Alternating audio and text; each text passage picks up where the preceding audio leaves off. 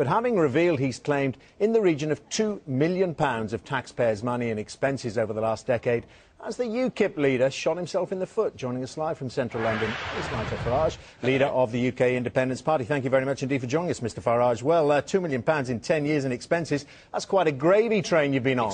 Let's get this straight. Expenses and allowances, and every MEP gets exactly the same. If anything, my figures will be slightly lower than most other British MEPs. But I said that because let's get the truth out there. We're talking about Westminster expenses. What we're not discussing is how expensive MEPs are. What we're not discussing... Well, hold on, these are European elections. We are discussing that, and you have been discussing that. Well, thank goodness we are at last. £200,000 a year, what have you been spending it on? Would you care to share that with us? The vast proportion of it goes on the employment of staff.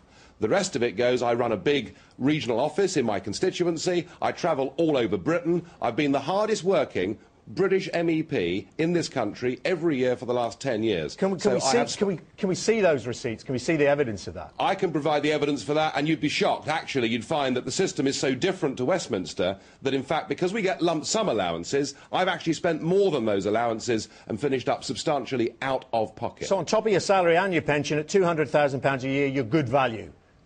Well, let's put it like this. The European Union last year spent £2.4 billion of taxpayers' money advertising itself in schools and universities and backing yes campaigns in referendums. All that UKIP are doing is taking a tiny fraction of the money that's there and using it to put the other side of the story. That's because there aren't many of you. You've only got 6 MEPs, or down to 5 now, aren't you? I mean, well, no, your figures are all... I'm sorry. Listen, your figures are wrong. Your introduction is wrong. You said we're a fringe party. Last time round in the European elections, we came third in the country, beating the Lib Dems, and we beat Labour in half of the English region. So we are not a fringe party. We had 12 MEPs elected last time, and we expect to do better this time. We'll talk policy in a moment, too, but you are beating up on the big parties about being greedy, the pork barrel, the greedy Labour, Conservative and Lib Dem MPs you're quoted as. I mean, it does seem a little bit hypocritical when you're boasting about milking the European Parliament for £2 million. We are using the allowances that are there, that are given to us. Well, that's the MP's excuse. And no, hang on, we're not using it for personal gain. We're not buying houses and selling them off without paying capital gains tax. We're using the money to campaign in this country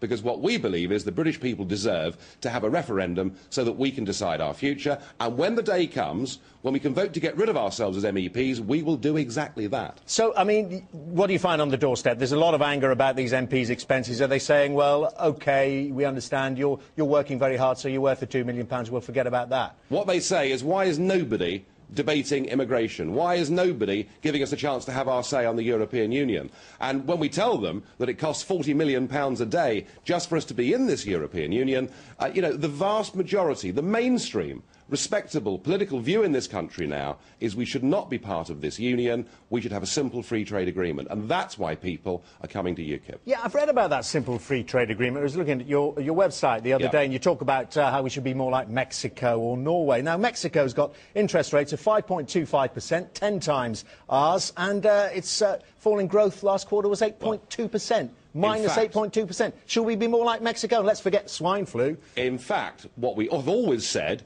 is let's be, above all, more like Switzerland. You know, Swiss companies have exactly the same terms of trade with other companies in France and Germany without being members of a European Union. Well, let me read you the analysis about the Swiss economy from a respected city firm. It said it's one of the most open economies in the world, of course, and therefore may get dragged further by the global downturn. Well, I don't accept that view.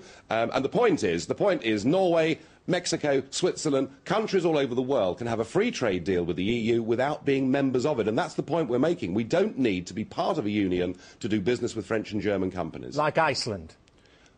Well, I mean, Iceland was an economy that got much too heavily geared towards its banking sector.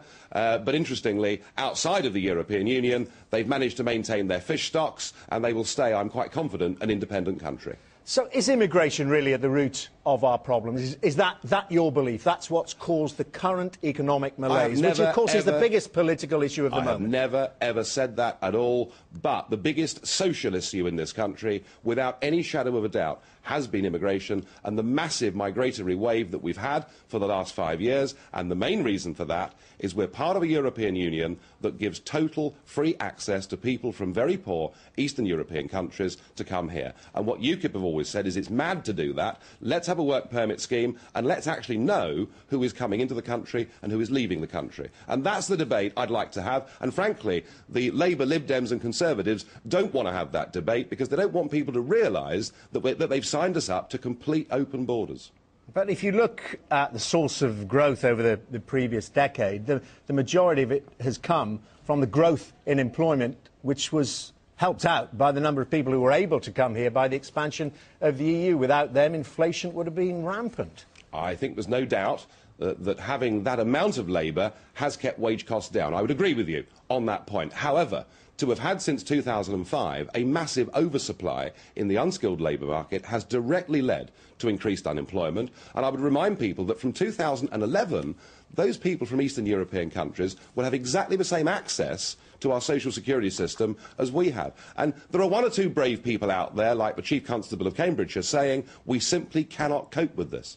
And just finally, Mr Farage, if more UKIP members, MEPs, are elected, will they be better value? Are you going to order them to... You are going to order them, I know, to publish their expenses, but are they going to cost us around about £200,000 a year extra? Is that the average cost of a UKIP MEP? In fact, there are some calculations that say that each MEP costs the British taxpayer about £1.25 million a year. We were all sacked, we all lost our jobs, we didn't have MEPs, we didn't have 75% of our laws made in Brussels, and we got back to being a self-governing democracy. That's what we want. OK, Nigel Farage, thank you very much indeed. Coming up next... To find out more about who we are and what we stand for, go to the UK Independence Party website at www.ukip.org.